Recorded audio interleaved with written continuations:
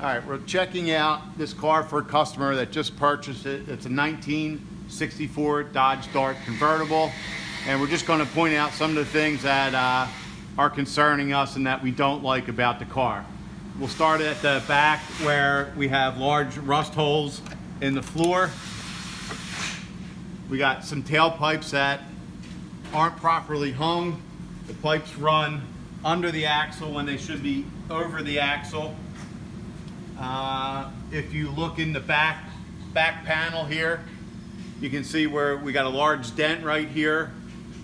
When the car was painted, this doesn't even have any new paint on it. You can see the runs running down right here. The rear bumper has some type of homemade bumper brackets that they work, but really not secure. On the other side, the same type of body damage right here. When we move in, there is some type of patch panel and a lot of body work in this area. You can see where all the body filler is here. When you come around to the other side and you look at the bottom edge, we've got nothing but Bondo in this area and kind of some pretty poor body work all along the edges here. When we look at the rear brakes that were done, you can see a shiny mark right here on the spring. You can see this cable's not hooked up. And when you look at the drum, which is right here, you can see the rub mark where the spring has been rubbing all the way around. This is the wrong spring.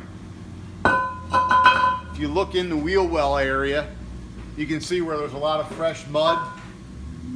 That's okay, but what bothers us is all this.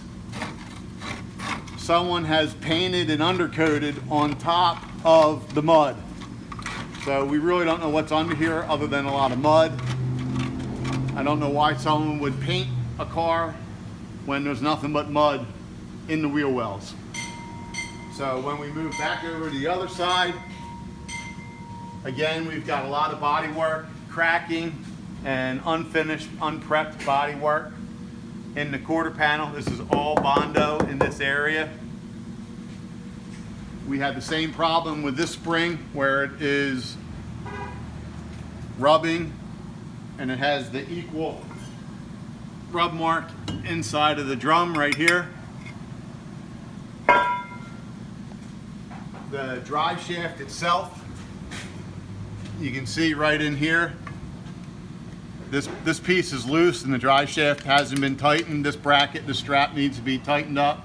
We've got a little bit of a rear pinion seal that's starting to leak that will have to be addressed. We did have a fuel leak right here that we actually have already repaired.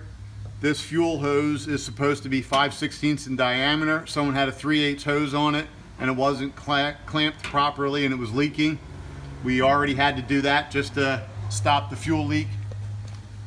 When you move up forward and you look at some of the things on the transmission, you can see we've got a bolt here that doesn't have a nut on it.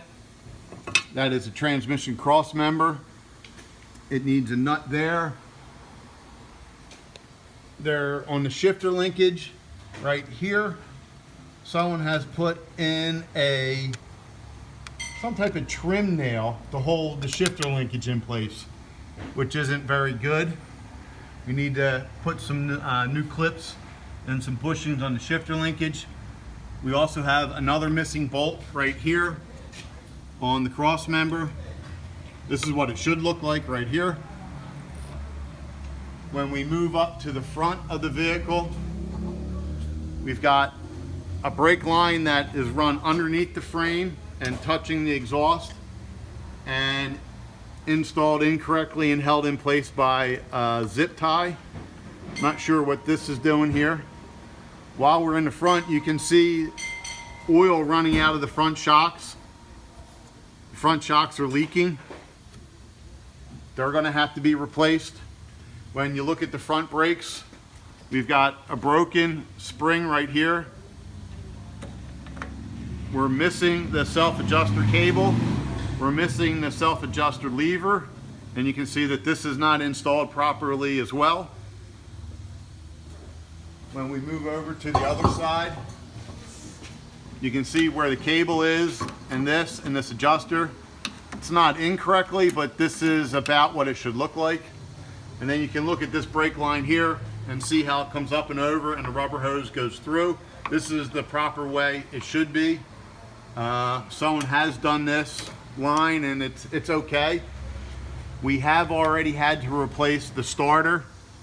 The starter was broken at the nose where the wires go in. We had to put that in already, and we put some new cables in because the cables were falling apart. The front suspension on the vehicle, it's like driving the Titanic. The steering is all over the place. We've got a bad steering box, which I don't think I'm going to be able to show you. We've got a bad Pitnam arm right here. We've got a bad idler arm right here. When we come around to the front and we look at the radius arm bushings, you can see where they're completely collapsed down at the bottom here and squeezing out the top. You can see where someone hasn't even painted in here. If you look on this side, you can see that bushing coming apart right there. When you come over here, you can see someone has put a little bit of paint in here. You can see the bushing coming out. Again, they've just painted on top of nothing but mud. I don't know why they would have done that, but they did. The lower ball joint and the upper ball joint on both sides have an excessive amount of play in it. You can't even see the nut right here because it's so packed with dirt, but these are going to have to be replaced. The motor mounts, this motor mount is cracked and broken right here.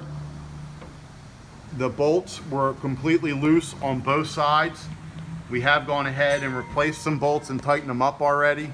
You can see we put some new ground wires in here. Both of them were already frayed and we were having a starting problem. What else are we looking at? 10%. We got some pretty ugly looking welding on the exhaust. That's going to be a problem eventually. Again, you can see the starter that we've already replaced. The Z-bar that is part of the clutch mechanism. It's probably going to be hard to see in the camera, but it should not have all that play. The bushings inside are bad, and we're going to have to replace them. The Z-bar is actually sitting in crooked right now. That'll have to be replaced. When you come up to the front, you can see that this screw, this screw, this screw, this screw, all for the grill aren't there, and the grill is actually installed incorrectly. If you look, it should be on the other side of this bumper guard, and it should be lined up with that hole, that hole, that hole, and that hole. That grill was installed incorrectly. And then if you just look at the paint work, you can see all the runs in the paint, all the unfinished body work. You can see the mud coming through. That they just painted the car with mud on it. So the car's just loaded with dirt in the paint. All right, Andrew, why don't you lower it down? And let's just take a look from another angle.